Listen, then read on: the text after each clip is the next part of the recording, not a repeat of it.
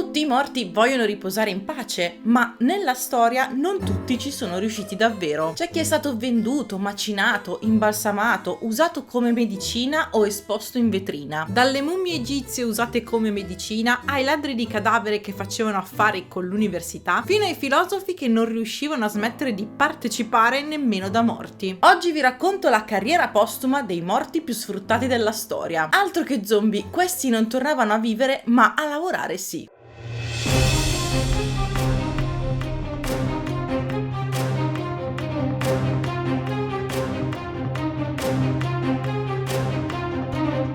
Nel Medioevo l'Europa aveva un'unica certezza: se qualcosa odorava di antico, doveva per forza far bene. E così le mummie divennero farmaci. Dalle sabbie d'Egitto arrivavano nei porti europei non solo amuleti e sarcofagi, ma interi corpi essiccati, venduti a peso come mumia. Una polvere miracolosa che prometteva di curare tutto: ulcere, emorragie, peste, malinconia, persino la timidezza. Le spezierie la trituravano, la mescolavano con miele o vino e la servivano in sciroppi o pillole. Altro che medicina naturale, questa era medicina umana. In pratica, per secoli gli europei, e sì anche i vittoriani, hanno mangiato le mummie, ma non a pranzo, a cucchiaini. I vittoriani poi facevano proprio degli unwrapping parties, veri e propri spettacoli privati dati dagli acquirenti delle mummie egiziane. Nel corso di questi parties si toglievano le bende alla mummia per scoprirne il corpo. Ad un certo punto però le mummie vere iniziarono a scarseggiare e i commercianti europei si inventarono delle mummie false. Corpi di criminali o schiavi essiccati al sole, spalmati di pece e venduti come autentici egizi. Un business redditizio e vagamente cannibale. E se non finivano nelle farmacie, finivano nelle tavolozze dei pittori. Nell'Ottocento comparve il pigmento Mummy Brown, un colore caldo, terroso, perfetto per i ritratti. Peccato fosse letteralmente fatto di mummie macinate. Il pittore pre-raffaelita Edward Burne-Jones, quando lo scoprì, rimase così inorridito che, raccontano, seppellì il suo tubetto in giardino, come per restituire un funerale decente a chi aveva appena dipinto. Il pigmento rimase in commercio fino alla fine dell'Ottocento, quando il produttore Winsor & Newton annunciò di doverlo ritirare, non per motivi etici, ma perché aveva finito le mummie. Nel Rinascimento non serviva convincere il modello a stare fermo, lo era già da un pezzo. Per gli artisti del tempo il corpo umano era un capolavoro divino e un mistero da indagare. E per scoprire come Dio l'avesse scolpito bisognava aprirlo. Leonardo da Vinci, ad esempio, studiò decine di cadaveri nelle notti d'inverno all'ospedale di Santa Maria Nuova a Firenze. Disegnava muscoli, ossa, organi, tendini, persino sezioni del cranio. Le sue pagine d'anatomia sono così precise che ancora oggi colpiscono per accuratezza. Ma a quei tempi erano anche clandestine. La Chiesa infatti guardava con sospetto chi sezionava un corpo e Leonardo rischiava l'accusa di impietà. Non era il solo. Michelangelo faceva lo stesso per scolpire la vita nel marmo. E il medico fiammingo Andreas Vesalio nel 1543 pubblicò De Humani Corporis Fabrica, un manuale di anatomia illustrato con corpi nudi e squarciati disegnati come se posassero per un ritratto. Un mix di scienza e teatro macabro che cambiò la storia della medicina. Le lezioni anatomiche pubbliche erano veri spettacoli. C'era un'aula a gradoni, un professore con un coltellaccio e un cadavere al centro della scena. Gli studenti prendevano appunti e alcuni prendevano nausea. In città come Padova, Bologna e Leida la dissezione diventò un evento quasi mondano. C'erano biglietti d'ingresso, posti numerati e persino musica d'accompagnamento. Il cadavere veniva sezionato lentamente giorno dopo giorno, mentre l'aria si impregnava di formalina e curiosità morbosa. La linea tra arte e scienza era sottilissima. I pittori, copiando le anatomie, diventavano medici dell'immagine. I medici, illustrandole, diventavano artisti della carne. E se vi sembra macabro, pensate che i cadaveri venivano spesso profumati con erbe e vino per rendere l'esperienza più sopportabile. Nel Settecento e nell'Ottocento la scienza europea aveva fame di conoscenza e la conoscenza aveva fame di corpi. Le università di medicina spuntavano ovunque e ogni studente doveva praticare su un vero cadavere. C'era un problema: i cadaveri non bastavano mai. Le esecuzioni capitali fornivano qualche corpo all'anno, ma gli studenti erano centinaia. Così nacque un nuovo mestiere, quello del resurrezionista, un nome elegante per indicare un ladro di tombe. Di notte i resurrezionisti si muovevano in silenzio tra i cimiteri cittadini, armati di lanterna, uncini e pala. Non rubavano oggetti, ma rubavano i corpi stessi. Aprivano le bare, estraevano il corpo con un lenzuolo e richiudevano tutto con cura, in modo che al mattino nessuno si accorgesse del furto. Le scuole di medicina pagavano bene e senza fare troppe domande. Un corpo fresco poteva valere l'equivalente di uno stipendio mensile di un artigiano. Risultato? Un intero mercato parallelo dell'anatomia, con intermediari, listini prezzi e clienti fedeli. In Inghilterra e Scozia il fenomeno raggiunse il suo apice negli anni 20 dell'Ottocento. Alcuni cimiteri arrivarono a costruire delle watchtowers, piccole torri di sorveglianza per i guardiani e i parenti che volevano vegliare le tombe. Altri inventarono le gabbie per morti, grate di ferro fissate sopra le bare,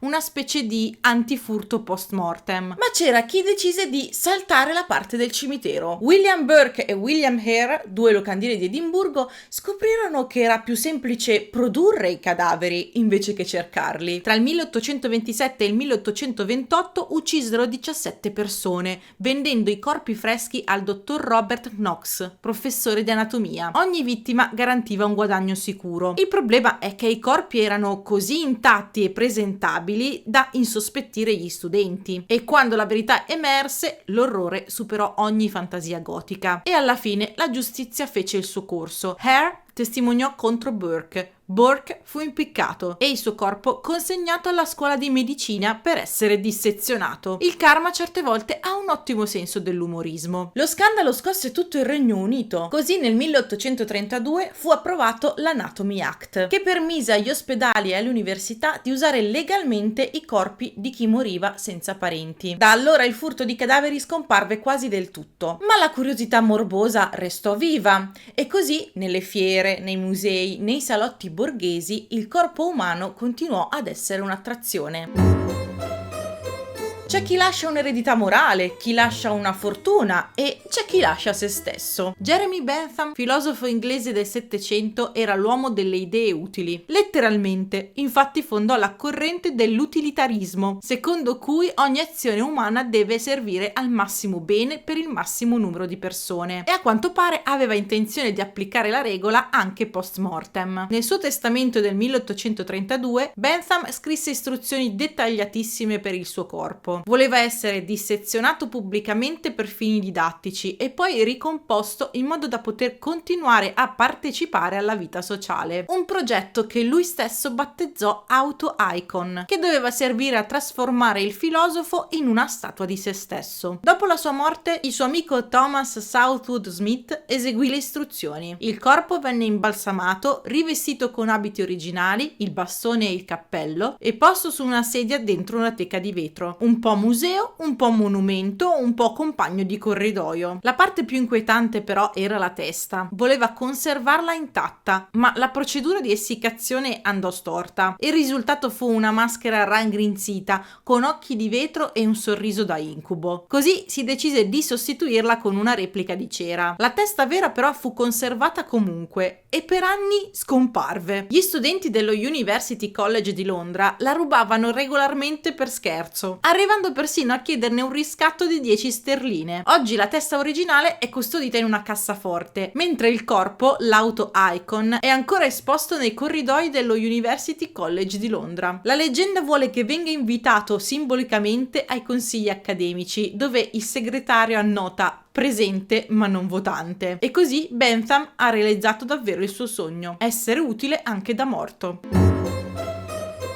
Se c'è un'epoca in cui i morti hanno avuto una seconda carriera è il barocco, un periodo in cui i cadaveri diventano arte, fede e arredamento sacro tutto insieme. Nel mondo cattolico le reliquie erano la prova tangibile della santità. Un frammento d'osso, un dente, una mano essiccata, persino gocce di sangue o capelli potevano trasformarsi in oggetti di culto. Più il santo era famoso, più si faceva gara per ottenerne un pezzo. Nel Cinquecento, quando Roma scoprì nelle catacombe migliaia di scheletri scheletri di cristiani dei primi secoli, nacque la moda dei cosiddetti santi catacombali, scheletri completamente ricoperti d'oro, velluto e pietre preziose, esposti nelle chiese di tutta Europa. A volte venivano ricomposti in pose teatrali, con un sorriso smaltato e cartigli che dicevano Beatus Felix o San Fortunatus, anche se in realtà nessuno sapeva chi fossero. Le ossa invadevano anche gli spazi dei vivi. Cappelle interamente decorate con teschi e femori, come la Cappella dei Cappuccini a Roma o l'ossario di Sedlec in Repubblica Ceca, diventarono luoghi di preghiera e di curiosità morbosa. Sulle pareti scritte ammonivano: ciò che voi siete, noi fummo. Ciò che noi siamo, voi sarete. Un modo piuttosto diretto per dire goditi la vita, ma tieni d'occhio la scadenza. Nel XIX secolo i vittoriani ereditarono questa fascinazione e la trasformarono in scienza. Nacquero i musei anatomici, collezioni di scheletri deformi, feti conservati e crani di criminali famosi. A Parigi il Museo Dupuytren mostrava mostri umani come trofei della medicina. A Firenze la Specola conservava figure anatomiche femminili in cera, aperte in pose sensuali e agghiaccianti allo stesso tempo. In Italia l'antropologo Cesare Lombroso teorizzò che il crimine fosse scritto nel corpo e nella forma del cranio. Le sue idee si diffusero in tutta Europa, portando alla nascita di collezioni di teste e cervelli di criminali nei musei di anatomia. Ma non mancava il lato domestico. In epoca vittoriana era comune conservare ciocche di capelli dei defunti come ricordo. Le donne li intrecciavano in gioielli da lutto, anelli, medaglioni, bracciali, piccole reliquie private fatte per portare con sé chi non c'era più. Ma forse pensate che tutto questo appartenga al passato? Beh, non proprio. Cambiano i secoli, ma l'ossessione per il corpo non muore mai, anzi si aggiorna. L'anatomia è diventata un'arte contemporanea. Oggi i morti non si dissezionano nei teatri anatomici, ma si espongono nei centri commerciali. Le mostre itineranti come Body Wars espongono corpi plastinati, sbucciati e lucidati